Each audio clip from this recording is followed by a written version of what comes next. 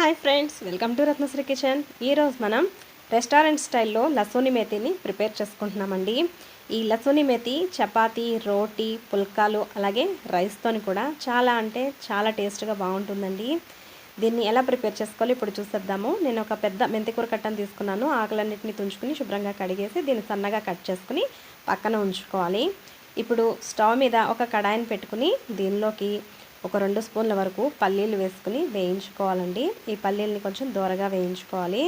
ఈ పల్లీలు ఇలా వేగిన తర్వాత దీనిలోకి ఒక 2 స్పూన్ల వరకు పుట్నాల పప్పుని వేసుకోవాలండి. అలాగే ఒక 2 స్పూన్ల వరకు నువ్వులు కూడా వేసుకుని ఈ నువ్వులు చిటపట్లాడేంత వరకు వేయించుకోవాలి. నువ్వులు ఇలాగా ఫ్రై అయిన తర్వాత వీటిని ఒక మిక్సీ జార్లోకి వేసుకుని సరిపడగా నీళ్లు వేసుకుని మెత్తని పేస్ట్ లాగా గ్రైండ్ చేసుకుని పక్కన ఉంచుకోవాలండి. ఇప్పుడు స్టవ్ మీద అడుగు మందంగా ఉన్న ఒక కడాయిని పెట్టుకుని ఒక 2 గరిటెల వరకు ఆయిల్ వేసుకోండి. నచ్చిన వాళ్ళు దీనిలోకి బటర్ కానీ లేదా నెయ్యి కానీ వేసుకోవచ్చండి. ఈ ఆయిల్లోకి 10 నుంచి 15 వరకు పొట్టు తీసిన వెల్లుల్లి రెమ్మలు వేసుకుని ఒకసారి కలుపుకోవాలండి. ఇందులోకి మనం కట్ చేసి పెట్టుకున్న మెంతికూరని వేసుకోవాలండి. మెంతికూరని సన్నగా కట్ చేసి వేసుకుంటే బాగుంటుంది. సన్నగా కట్ చేసిన మెంతికూర వేసుకొని అలాగే ఒక 4-5 పచ్చిమిర్చి చిలుకలు కూడా వేసుకుని ఈ మెంతికూరలోకి కొద్దిగా ఉప్పు వేసుకోవాలండి. ఒక 1/2 స్పూన్ వరకు ఉప్పు వేసుకొని ఫ్రై చేసుకోవాలి. ఈ మెంతికూరని మనం ఒక 3-4 నిమిషాల పాటు వేయించుకుంటే సరిపోతుందండి. మెంతికూరలో నుంచి వాటర్ బయటకు వచ్చి ఇది డ్రై అయ్యేంత వరకు ఫ్రై చేసుకుంటే సరిపోతుందన్నమాట. ఇలా వేయించుకున్న ఈ మెంతికూరని మనం ఒక ప్లేట్లోకి తీసుకుని పక్కన ఉంచుకోవాలండి. ఇప్పుడు ఇదే కడాయిలోకి మరి కొద్దిగా ఆయిల్ వేసుకోవాలి. ఇందులోకి 1 స్పూన్ జీలకర్ర, సన్నగా కట్ చేసుకున్న వెల్లుల్లి తరగండి. ఒక 10-15 వెల్లుల్లి రెమ్మల్ని సన్నగా కట్ చేసుకుని వేసుకోవాలన్నమాట. అలాగే ఒక 3 ఎండుమిర్చి తుంచుకొని వేసుకొని ఒకసారి ఫ్రై చేసుకోండి.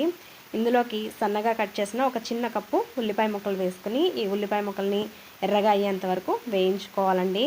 మనం చేసే కర్రీ లసూని మెతి కదండి, అందుకు వెల్లుల్లిపాయలు ఇందులోకి కొంచెం ఎక్కువగానే పడతాయి.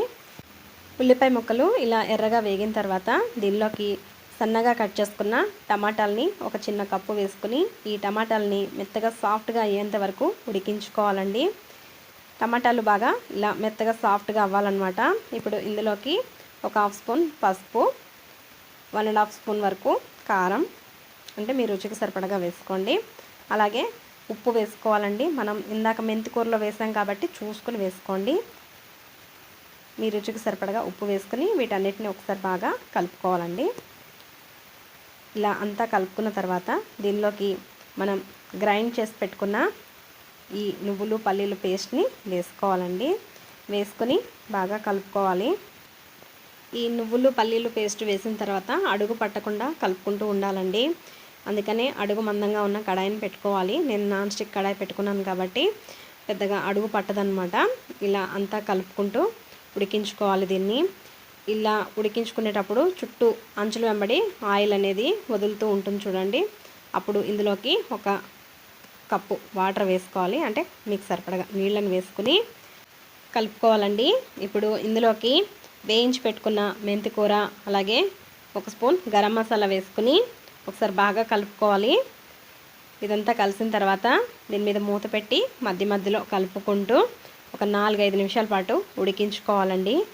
ఒక 4-5 నిమిషాల పాటు ఉడికించుకుంటే సరిపోతుందండి. మీకు ఉడికిన తర్వాత చూపిస్తున్నాను చూడండి. లసూని మేతి రెడీ అయిపోయింది. దీన్ని వేడివేడిగా సర్వ్ చేసుకోవడమేనండి. ఇది రోటీ, చపాతీ, పుల్కా అలాగే రైస్తో కూడా తినొచ్చు. చాలా టేస్ట్గా బాగుంటుందండి. ఇది ఫ్రెండ్స్ ఈరోజు మన video restaurant style lasooni methi. ఈ వీడియో కనుక మీకు నచ్చితే ఒక లైక్ చేసి షేర్ చేయండి. నా ఛానల్ని సబ్స్క్రైబ్ చేసుకోండి. పక్కనే ఉన్న బెల్ని ప్రెస్ చేసి ఆన్లో పెట్టుకుంటే నేను పెట్టే వీడియోస్ అన్నీ కూడా మీకు నోటిఫికేషన్గా వస్తాయి friends. Thank you for watching. Bye.